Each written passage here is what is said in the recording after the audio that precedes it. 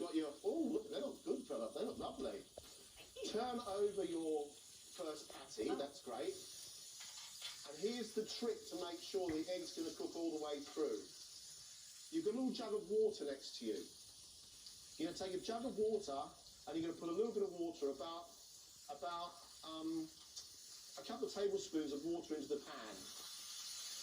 And then you're going to put a lid on it.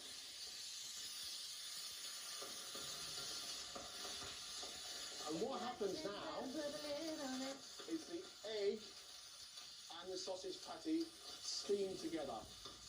Put your muffins in the toaster. Cooker's on fire. Turn around. Behind you, Cooker. Behind you, John. You're on fire. Fire, John. Thank you. Thank you. Thank you.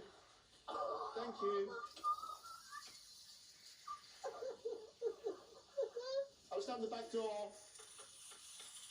Oh my gosh, are you okay? You were so calm and cool about that. Well, you didn't know. Oh my gosh. I'm all good, I'm here.